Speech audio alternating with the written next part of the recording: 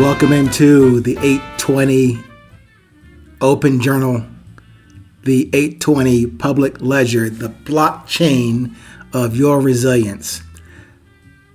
Your resilience that cannot be duplicated or corrupted.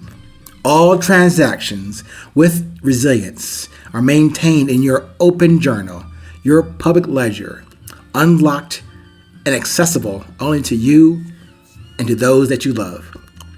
This podcast will change your life. Well, at least I can guarantee that it will change your perspective on this present moment. Let's get into it.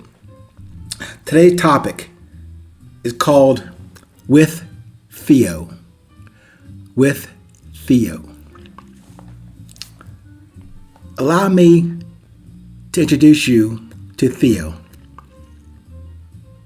She was a total stranger that became what I learned to love as a sister that I never knew I needed. And I realized that at a fairly old age at that time. Well, at that time, I'm about 46 years old. I guess old enough. But at that point, with her coming into my life, I had to learn and to appreciate and love someone I didn't even know when we first met in Boston in the year 2008. Theo and I met at a job opportunity then in Boston. Now, that is totally immaterial to the story. But what shocked me and stunned me into reality and into honest and brutal truth was her presence in my life out of nowhere. It was her heart, her passion for life, her style, and her smile, including the veiled ones that she presented on the job. Now, we all have all things and pains that we never want to show until they show up for us and for all to see and to judge. Theo took that role as my sister, that female energy that could debate and support and encourage at the same time, in person or across the country. I probably didn't mention this, but she also was a lawyer by trade and business analyst by work. Again, those aspects of Theo are totally immaterial to her love for life and that she shared with me without even asking. Now, I don't mean physical or material love that many of us think about. I mean like that love that flows through your body and my body, the same love. But if you're like me, I tended and still tend to restrict that access to that love that isn't mine to give. It's only mine to know, recognize, and share openly. But that's on me. However, that love that I am sharing with you from Theo, it's here within her, within me, within you, that if you're like me, like I said earlier, I tend to restrict that outwardly flow of love.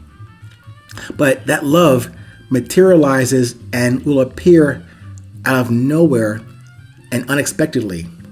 Even when, if you're like me, I try to reserve that like it's some, internal goal thing I gotta maintain for myself. Isn't mine to hoard or to hold. It's for me to share, like yours. And like this very breath that we have right now. Theo, my dear sister, would say and do things seemingly out of nowhere with no context and definitely no request from me. For example, she would suggest books that I should read.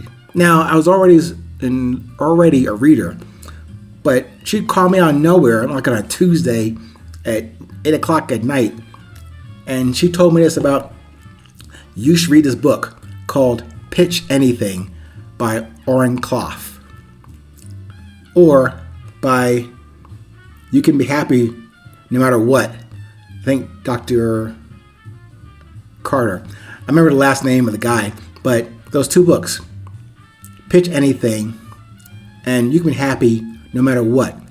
Two books I didn't ask her for. I wasn't, looking for books to read. Had plenty to do, even writing a book. But she just called me, gave me that message, and hung up. That was it. But those two books, those two examples, I have read and reread, even downloaded the audiobooks and listened to them at least once a month. And often I reference them myself just in passing or in writings or my observations.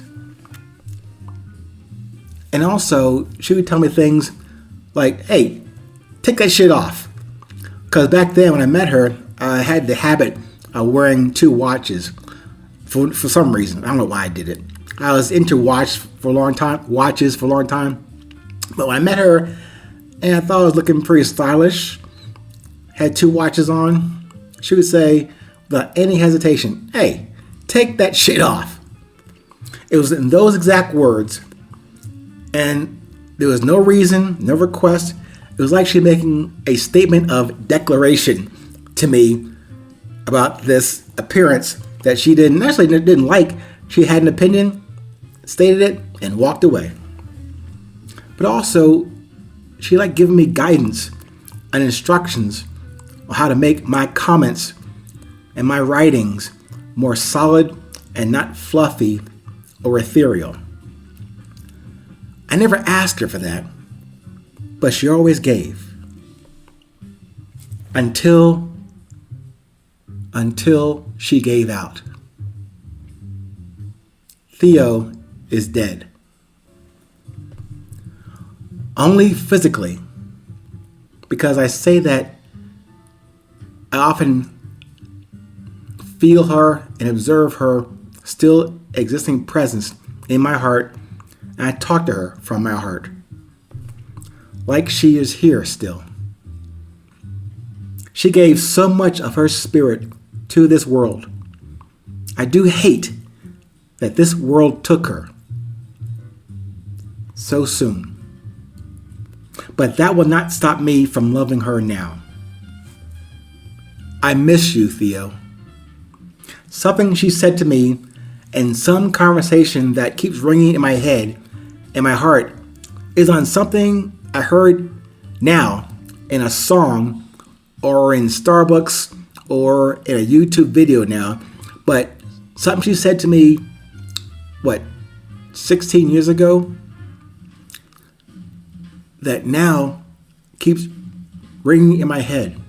One simple word that brings me more forward and present in this moment to Theo. The word with. W-I-T-H. It sounds simple, doesn't it? A small conjunction word. But it means so much when I hear that word from anybody right now. But the way Theo said it without any elaboration, it was just part of her. So when I hear that word, with, I still think of and observe the Theo. I am still with her. I hope I aspire to give you a similar feeling and inspiration in these podcasts. Yes, to stay with me on this journey, but also to stay with your true essence forever. Stay current. Stay present. Remember, it's always 820.